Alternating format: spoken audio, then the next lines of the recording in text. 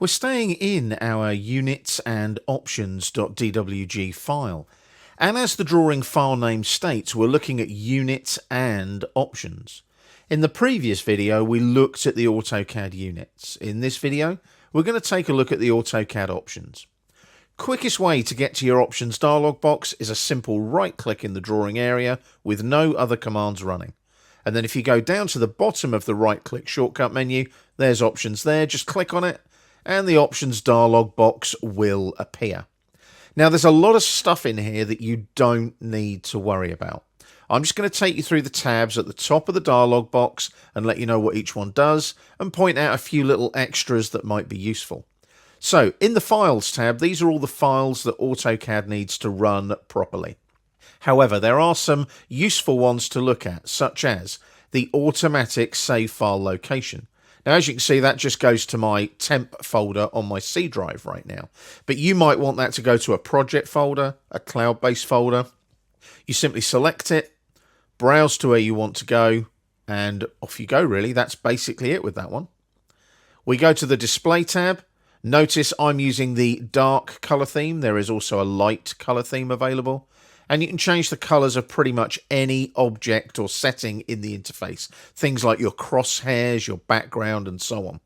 Now, I'm not going to make any changes there, but if you do, notice you can restore the current element. So if I change the color of the uniform background, I can restore it back to its original settings there.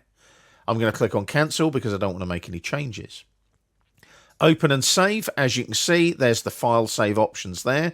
Mine are set to 2013, so every time I save, it saves to a 2013 DWG file format. And I mentioned that in the intro, that's to allow older versions of AutoCAD to work with this particular course.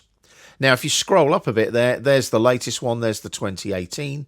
I'm using 13 though, just for a little bit more flexibility on the exercise files. There's your automatic save settings here. Don't take it under 10 minutes, otherwise it will probably drive you a little bit crazy. It'll be saving all the time. And I also create what they call a backup copy, a BAK file. Then if my DWG file is corrupted, I can rename the .BAK file to DWG and start using that file instead. Plotting and publishing is self-explanatory. It's all of your plotting settings.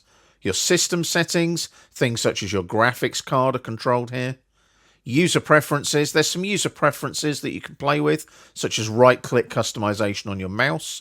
As you can see, I'm using the default settings, but you can change those. I'll click on cancel there.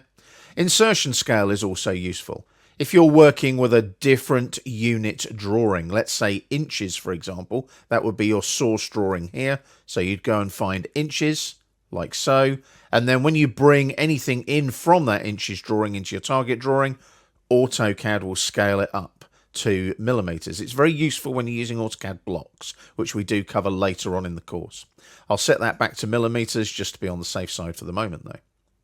Drafting, we've got various settings there, like our auto snap settings for snapping to things, our auto snap marker size, and our aperture size on our crosshair, for example, on the screen.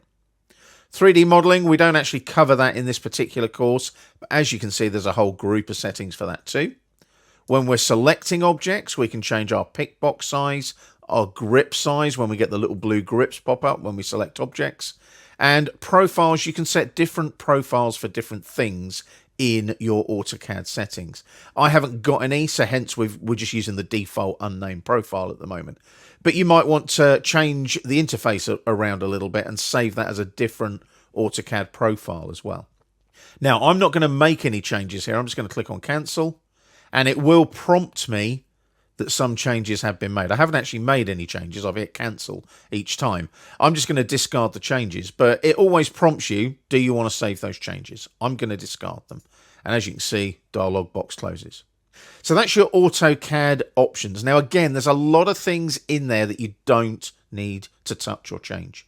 But my suggestion is, once you finish this chapter, jump into the options dialog box, go and investigate what they do. If you hover over any item in the options dialog box, you'll see a brief description, a little tooltip pop up on the screen. Also, bear in mind, you can go into the AutoCAD help screens to check out the options as well.